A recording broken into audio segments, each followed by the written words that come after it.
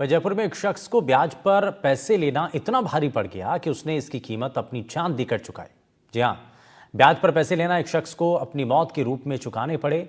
आखिर क्या है पूरा मामला, रिपोर्ट आपको दिखाते हैं।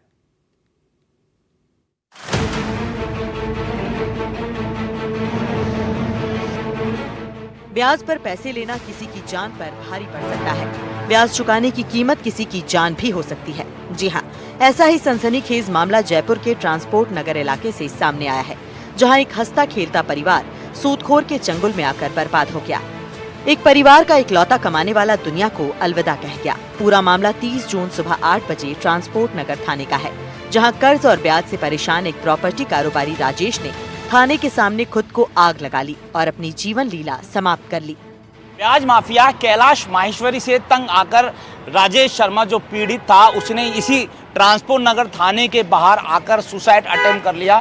ट्रांसपोर्ट नगर थाना है और उसके आगे वो जो पेड़ आप देख रहे हैं, बस यहीं पर वो आया।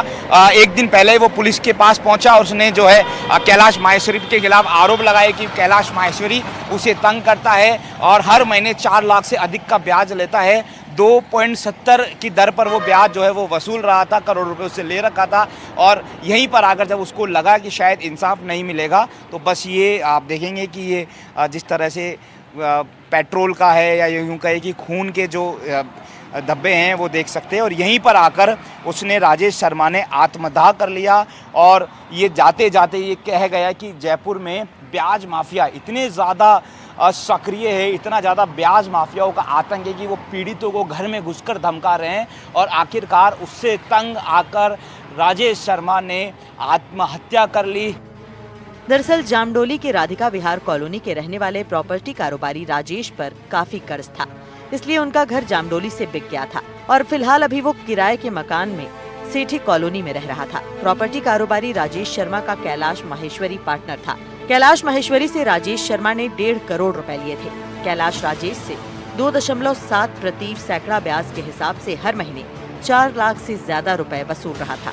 16 महीने से वो 64 लाख से ज्यादा ब्याज की रकम ले चुका था और मूल अब भी 1.5 करोड़ रुपए बाकी था। मई जून का ब्याज नहीं चुका पाने के बाद कैलाश उनके घर पहुंचा और पत्नी बच्चों के सामने राजेश से गाली गलौज की। इससे आहत व्यापारी ने पुलिस थाने के बाहर आकर ये कदम उठाया। मेरे यहाँ 3 साल से रहते थे और किराया बराबर देते थे। हमें कोई परेशानी गई नहीं आज तक। अपना आप ही बिना मांगे किराया मिल जाता था और अच्छी फैमिली थी, यो भी नहीं। हम सीधे जाते थे और ऊपर अपने वापस निकल जाते थे, हमारी कोई बातचीत नहीं होती थी।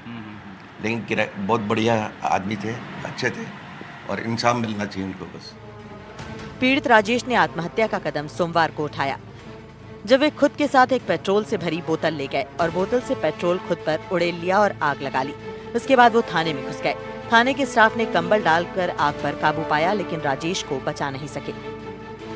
वो काफ़ी उसके पैसे देने में समर्थ स्थिति में था, क्योंकि इसने अपना मकान भी 2.5 साल पहले बेच दिया था। बेच के किराए के मकान पे अभी रह रहा था। तो और इसने जो पैसा लिया, वो पैसा इसने अजबगढ़ भानगढ़ में कोई ज़मीन ली वहाँ पे, और जटवाड़ा चौकी के सामने कोई ज़मीन है उसमें लगा देना जानकारी में आया प्रथम दृष्टा। अब इन दोनों के बीच में हिसाब किताब को लेकर काफ़ी मनमुटाव चल रहा था करीबन 3 माह से। ये ब्याज का पैसे का वसूली के लिए उसके ऊपर एक दबाव बनाया गया, जबकि उसको लीगल नोटिस वगैरह देकर ये करता। अब दबाव की वजह से ये डिप्रेशन में आया हुआ था, इसलिए इसने इस तरह कदम उठाया। धारा और उसमें क्या-क्या? धारा एक्सटॉर्शन और 306